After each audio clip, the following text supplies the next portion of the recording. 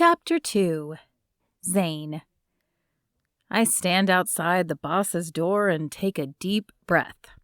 Carl's email was a little cryptic, so this could either be very good or very bad. I knock on the door and open it when the boss says to come in.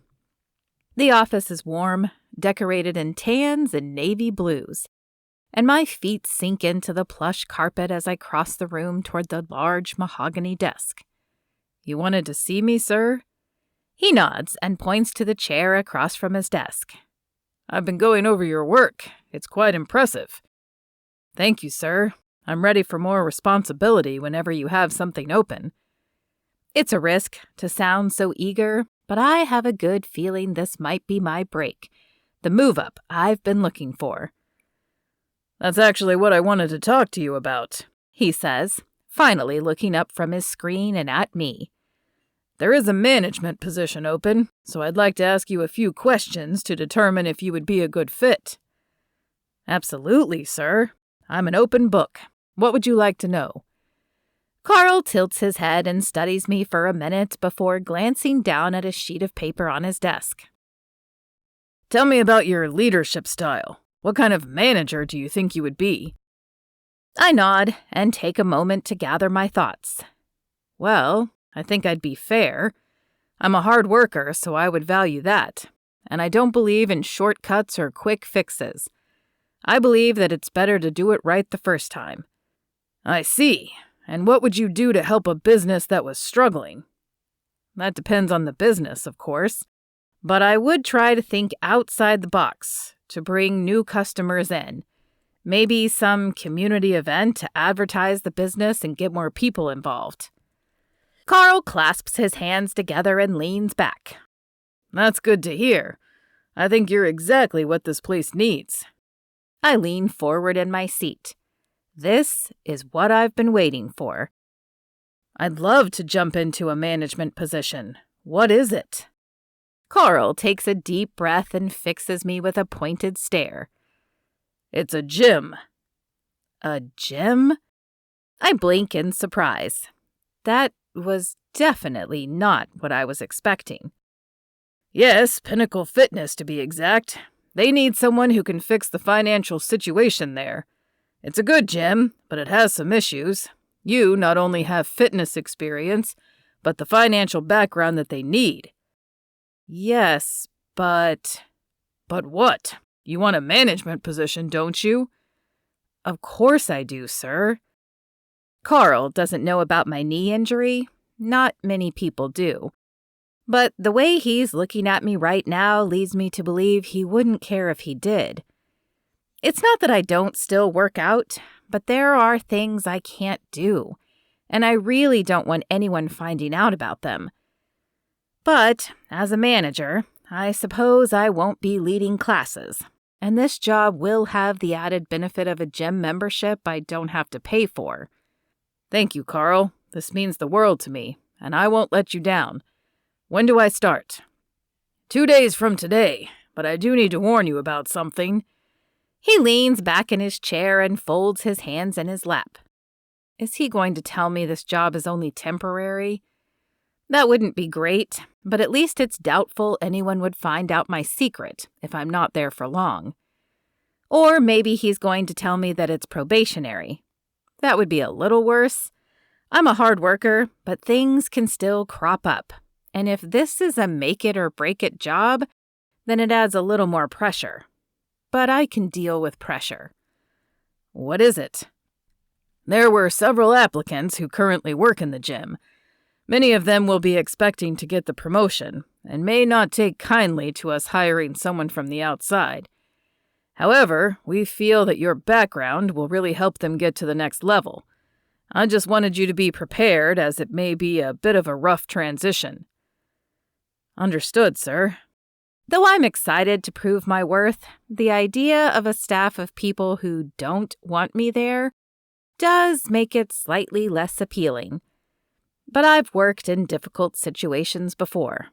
I'll just have to see how bad it is and try to win them over afterwards. "I'm sure it'll be fine." "We certainly hope so. I'm afraid you have a tough job ahead of you, Pinnacle has been losing money the last few months. And if we don't get it turned around quickly, then I'm afraid we may lose the gym. Ah, so it could be temporary, though not in the way I expected. Good thing I thrive on pressure, because there is no way I'm letting this gym close. Failure is not an option.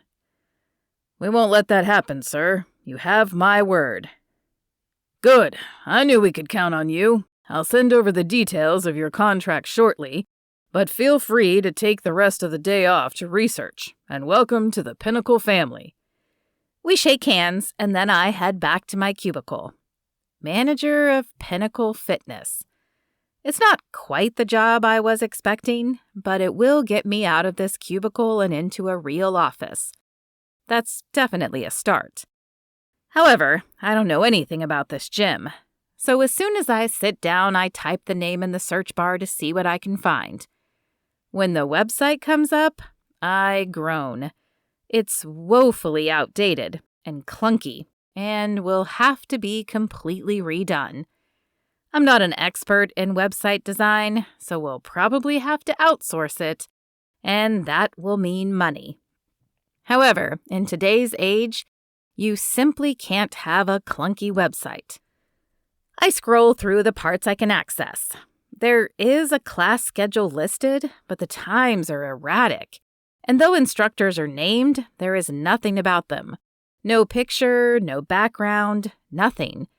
If I were attending a gym for the first time, I would want to at least see a picture so I would know who I was looking for. And so I could make sure they knew what they were doing. I hate the idea of judging a book by its cover, but let's face it, I want someone who is fit teaching me how to be fit. And it would definitely be a deciding factor in my choice of a gym. However, there are no pictures of the staff anywhere on the website, though there are pictures of the machines. They, at least, appear to be updated and in good shape. The studio also looks nice, though it's hard to know how big it is for sure from a picture. I'll want to see the financial reports of Pinnacle as well, so I shoot an email to the finance department to ask for them. Then I turn to the reviews, which, thankfully, are good. At least we won't be having to overhaul the image as well. A tap at the side of my cubicle draws my attention, and I look up to see my friend Nate standing there. Hey, a little birdie told me you finally got a management position. What do you say we get some lunch to celebrate? A little birdie, huh? I click over to my email, and sure enough, there is a memo from Carl, letting everyone know about my promotion. Well, I guess he wants to make sure I don't change my mind. Change your mind? Why would you do that? A management position is what you want, right? Yeah, but this one isn't exactly what I was hoping for. I turn off my monitor and grab my coat from the back of my chair before following him to the parking lot. Why not? I figured with your background this would be right up your alley. I look down at my leg. You know why. Nate is one of the few people who knows about my injury, as we've worked out together before. Nate rolls his eyes. That's not going to keep you from being a great manager. Besides, you still work out. You know your way around weights and machines. How hard could it be? I think there's a little more to it than that. There's the financial side to consider. Evidently, this gym is struggling a little, which means I'm going to have to cut programs and find money. There are also trainers who are probably used to setting their own schedules and might not appreciate if I have to cut back their hours. Plus, the little I could find out about their class schedule tells me it's a bit of a mess. So I'll have to restructure it, and they need a complete website overhaul.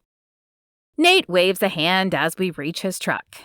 That's no big deal. You can handle that. He unlocks the doors and we climb inside. Now, where are we eating? How about Cardinals? There are a few good restaurants on the main drag, but Cardinals is my favorite.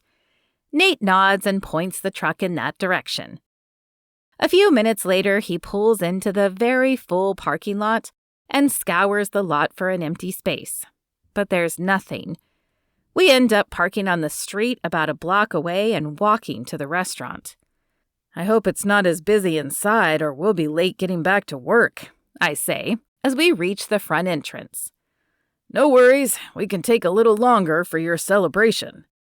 It's a good thing because the line is long and appears to be moving at a snail's pace.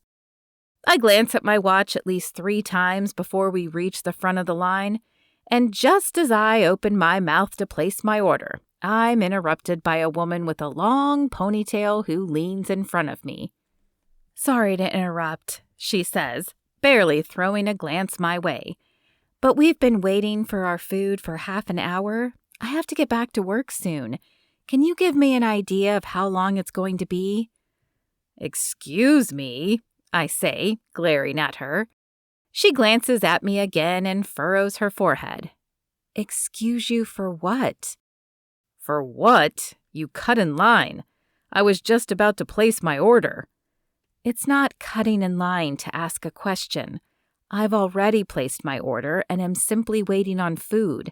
I'm not trying to order in front of you. She turns back to the cashier, clearly done with me, and waits for his reply on the status of her food. It's still rude, I mutter under my breath, but if she hears me, she doesn't acknowledge it. Sorry, we are short-staffed today, the cashier says. It should only be another minute or 2. She sighs impatiently. Fine, but if it's not at our table in 5 minutes, we'll have to leave without it, and I'll expect a refund. The cashier nods and she steps back, sweeping her arm in front of me as if gesturing that now it's my turn. Sorry about her, I say to the cashier, when I'm sure the woman is out of earshot. Some people just don't deal with the wait well. Thank you, the cashier says, clearly relieved. Nate and I place our orders and then turn to find a seat. Unfortunately, the only table I see is a small table by the window, but there are 2 problems with it. First, the table is right next to the one with the rude woman, and second, it's missing a chair. Well, do we go there and wait for a seat to open up? I ask Nate. He shrugs. It doesn't appear we have much of a choice. We'll just keep an eye out for the first open seat. We make our way over to the table, and Nate motions for me to take the chair as he leans against the table. Immediately, the temperature shifts, and I glance over to see the woman glaring at me. I glare back, and then shift in my chair so my focus is out the window and no longer on them. Most of the people I've met in this town have been amazing, but I suppose there has to be a worm in every large batch of apples. At least I haven't seen this woman around before, and probably won't again. The town is small, but not that small. A moment later, a waiter arrives with their food and issues a plethora of apologies. And though I expect to hear more rude comments, the women seem to accept the food graciously and begin eating.